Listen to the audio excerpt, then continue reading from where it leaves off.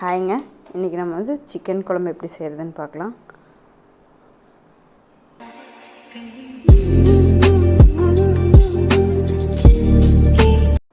குழம்புக்கு தேவையான மசாலா பொருட்களெல்லாம் நம்ம இப்போ ஃப்ரை பண்ணி எடுத்துக்கலாம்.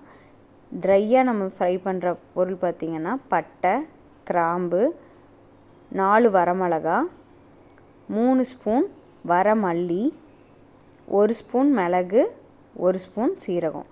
இதெல்லாம் ட்ரையாக ஒரு 2-3 நிமிஷம் வறுத்து பவுட்ரு பண்ணி எடுத்து வச்சுக்கலாம். இது பவுட்ரு பண்ணி எடுத்து வச்சதுக்கப்புறம் 1 ஸ்பூன் ஆயில் விட்டுக்கோங்க. 150 கிராம் சின்ன வெங்காயமும் சின்னதாக ஒரு தக்காளி 4 கட் பண்ணி அதையும் ஃப்ரை பண்ணி எடுத்துக்கலாம். நீங்கள் கட் பண்ணி போட்டாலும் சரி தக்காளியை, இல்லை அப்படியே வந்து ஃப்ரை பண்ணாலும் சரி, தோல் லைட்டாக சுருங்கும்போது நம்ம ஆஃப் பண்ணிக்கலாம். இப்போ வெங்காயமும் தக்காளியும் நல்லா வந்து ஃப்ரை பண்ணி எடுத்தாச்சு.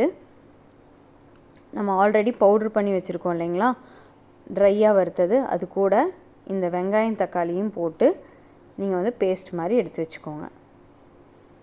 இப்போ ஒரு பேனில் ஆயில் 2 ஸ்பூன் விட்டுக்கோங்க. பெரிய வெங்காயம் 1 பொடி பொடியாக கட் பண்ணதும், ஒரு சின்ன தக்காளி வந்துட்டு பொடி பொடியாக கட் பண்ணதும் போட்டு நல்லா ஃப்ரை பண்ணிக்கோங்க. அது நல்லா தோல் சுருங்கி வந்ததுக்கப்புறம் 1 ஸ்பூன் இஞ்சி பூண்டு பேஸ்ட் வந்துட்டு இது கூட ஆட் பண்ணிக்கோங்க. இஞ்சி பூண்டு பேஸ்ட் வந்துட்டு பச்சை வாசம் போகிற வரைக்கும் நல்லா ஃப்ரை பண்ணிவிட்டு, நம்ம சிக்கன் வந்துட்டு கழுவி மஞ்சத்தூளும் மிளகாய்த்தூள் உப்பு இந்த 3ஐயும் போட்டு மேரினேட் பண்ணி 20 மினிட்ஸ் வச்சுருக்கோம். அதை இது கூட ஆட் பண்ணி இந்த இஞ்சி பூண்டு வந்துட்டு அதில் மிக்ஸ் ஆகிற அளவுக்கு நல்லா ஃப்ரை பண்ணிக்கலாம். ஒரு 2 நிமிஷம் ஃப்ரை பண்ணதுக்கப்புறம் கொஞ்சமாக தண்ணி விட்டுக்கோங்க. அது கூடவே நம்ம என்னென்ன பவுட்ரு ஆட் பண்ணுறோன்னா, சிக்கன் மசாலா வந்துட்டு 1 ஸ்பூனும், கரம் மசாலா 1 ஸ்பூனும் போட்டு ஆட் பண்ணியிருக்கேன்.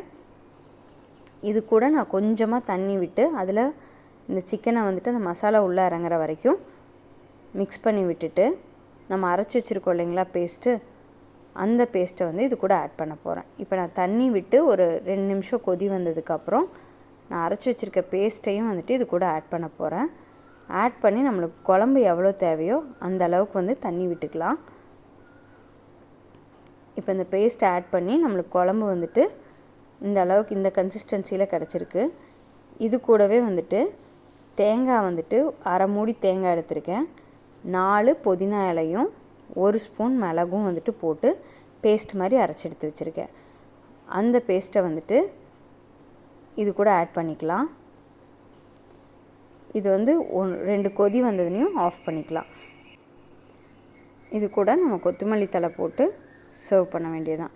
இந்த டிஃபன் ஐட்டம்ஸ் இல்லைன்னா சுடுசாதத்துக்கு வச்சு சாப்பிடும்போது இதில் நம்ம வந்துட்டு அரைச்சி ஊற்றுனதில் வந்துட்டு மிளகும் புதினாவும் ஆட் பண்ணியிருக்கோம். இதோட ஃப்ளேவர் பார்த்திங்கன்னா உங்களுக்கு டேஸ்ட் டிஃப்ரெண்ட்டாக கொடுக்கும். இந்த மாதிரி ஒரு ட்ரை பண்ணி பாருங்கள். நம்ம எப்போயுமே தட்டு போட்டு கொதிக்க வைக்கும்போது அதோட வாசம் பார்த்திங்கன்னா போகாமல் அந்த குழம்புலே இருக்கும்.